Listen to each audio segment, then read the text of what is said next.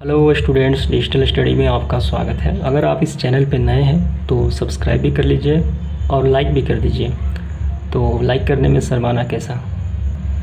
तो हम लोग पढ़ रहे हैं क्लास 9th का गणित और प्रश्नावली है 6.2 रेखाएं और कोण। ये है प्रश्न संख्या 3। तो यहाँ प्रश्न कहा गया है कि आकृति 6.30 में, तो ये हो गई आकृति 6.30। यदि ए बी समानांतर है सी डी का, तो ये ए बी जो है ये समानांतर है किसका, सी डी का। और ई एफ लंब है सी डी, यानी जो ई एफ है, ई एफ ये जो ई एफ है किस पे लंब है, तो इस सी डी पे लंब है।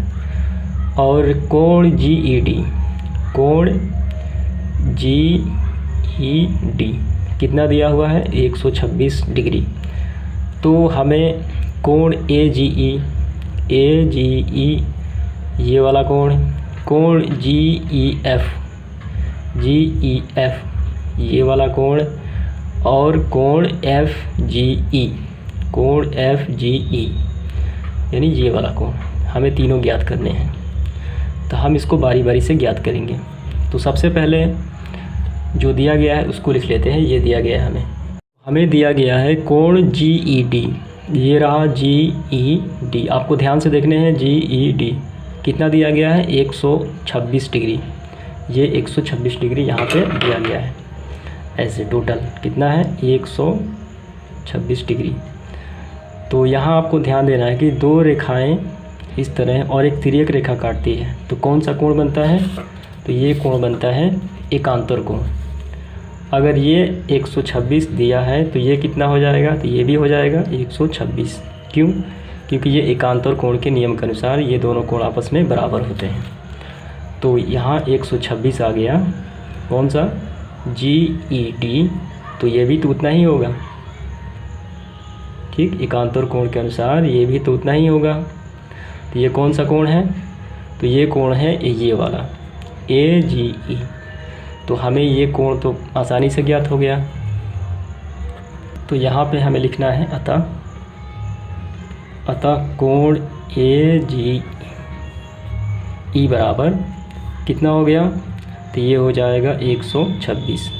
तो आपको यहाँ लिखना है एकांतर कोण, एकांतर कोण के कारण। तो हमने ये ज्ञात कर लिए। अब इसके बाद जी ई एफ कहाँ है, जी ई एफ, तो जी ई एफ, तो यहाँ कितने का बन रहा है कोण। तो सबसे पहले हम ये ज्ञात कर लेते हैं, ये वाला यानी एफ जी ई, ये ज्ञात कर लेंगे और लास्ट में हम ये ज्ञात कर लेंगे, यानी एफ जी और ई। तो कोण एफ जी ई बराबर, तो यहाँ आपको ध्यान देना है कि ये एक रेखा है, ए एफ क्या है, एक रेखा है। तो सीधी रेखा पे कितने का कोण बनता है, 180 डिग्री। तो यहाँ तक कितना था, 126, और यहाँ तक कितना होगा, तो 180 में से 126 को अगर घटा दिया जाए तो ये प्राप्त हो जाएगा। ठीक है, तो यहाँ आप लिखिए कि रेखा ए एफ में, ठीक, तो ये होगा रैखिक कोण के अनुसार कितना होता है, 180 डिग्री।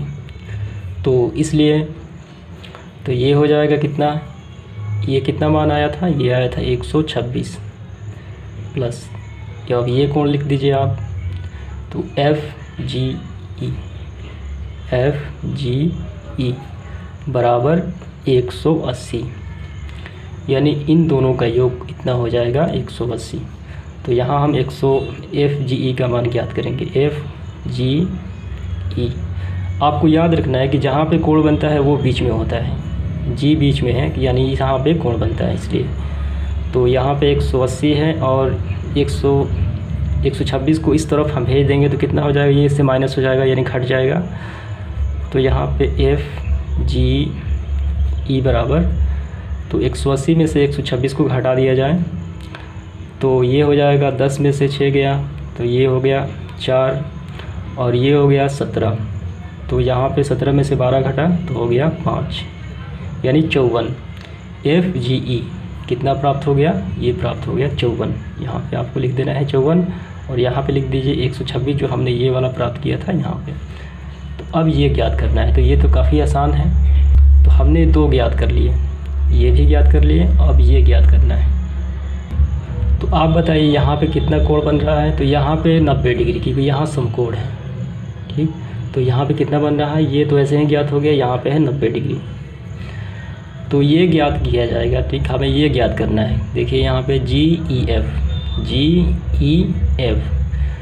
तो आपको मालूम होगा कि त्रिभुज के तीनों कोणों का योग कितना होता है, 180, यानी सबको योग करके बराबर 180 लिख देंगे और ये आसानी से प्राप्त हो जाएगा। तो यहाँ हम लिखते हैं, तो यहाँ हमने लिखा त्रिभुज GEF, यानी त्रिभुज के तीनों कोणों का योग होता है 180। तो पहला कोण ये वाला है। ठीक, तो पहला कोण कितना है 54, दूसरा कोण कितना है 90। यहाँ पे 90 पहले से बना था, समकोण है। और तीसरा कोण कौन सा है, ये वाला, यानी ये वाला है GEF। आपको याद रखने की जो कोण बनता है वो बीच में होता है GEF। तो GEF बराबर कितना होता है 180। अब हम यहाँ GEF का मान ज्ञात करेंगे। तो ये कितना होगा, ये होगा, इसको ऐड कर लिया जाए तो इन दोनों का योग आ गया 144 और ये जो कहते हो, तो ये हमें निकालना है GEF निकालना है। तो यहाँ पहले से 180 है तो 144 को इस तरफ ट्रांसफ़र कर देते हैं तो हो जाएगा माइनस में 144। तो GEF बराबर, इसको घटा देते हैं तो ये 10 में से 4 गया तो हो गया 6। तो ये बचा कितना, तो ये बचा 7, 7 में से 4 गया, ये बचा 3, तो 1 1 0, तो ये हो गया 36। तो GEF कितना आ गया, तो ये प्राप्त हो गया 36। तो आप सबका आंसर यहाँ पे एक जगह लिख दीजिए ताकि सामने वालों को आंसर देखने में कोई दिक्कत ना हो। तो AGF कितना आया था, AGF आया था हमारा, AGF ये आया था कितना 126। GEF कितना आया, ये कोण GEF अभी हमने निकाला कितना, ये आ गया 36। अब कौन सा है, कोण FGE, कोण FGE, G बीच में है, FGE तो कितना है 54। तो फाइनली ये इसका आंसर आ गया। उम्मीद करता हूँ ये आपको समझ में आ गया होगा। काफ़ी आसान सा प्रश्न था। इसके बाद हम देखेंगे अगला प्रश्न। तो चलिए प्रश्न संख्या 4 भी हल कर लेते हैं। तो यहाँ है आकृति 6.31 में, तो ये आकृति हो गई 6.31। यदि PQ समानांतर ST, ये PQ जो है इसके क्या है, समानांतर है। अगर इसको हम यहाँ तक बढ़ा दें तो इस तरीके से ये वाला, तो ये समानांतर हो जाएगा ऐसे, ये PQ समानांतर ST। और हमें ये कोण दिया गया है 110 और ये कोण दिया है 130। तो कौन सा ज्ञात करना है, तो हमें ज्ञात करना है QRS, यानी QRS जो बीच में होता है वो कोण होता है QRS, ये ज्ञात करना है। तो चलिए ज्ञात करते हैं। तो यहाँ कहा गया कि R से होकर ST एक रेखा खींचे, R से होकर ST एक रेखा खींचे। तो ऐसे एक रेखा खींचना है आपको ताकि समानांतर हो जाए। हमने ये रेखा खींच दिया। तो यहाँ पे जो है कि दो समानांतर को एक तिर्यक रेखा काटती है तो एक तरफ जो कोण बनते हैं वो कितना योग होता है 180। तो ये संगत कोण कहे जाते हैं। तो हमें लिखना है यहाँ पे, तो ये आप समझ लीजिए, अगर इन दो रेखा को ऐसे कोई रेखा काटती है तो ये वाले कोण का योग कितना होगा 180 होगा। ठीक, इनका योग होता है 180।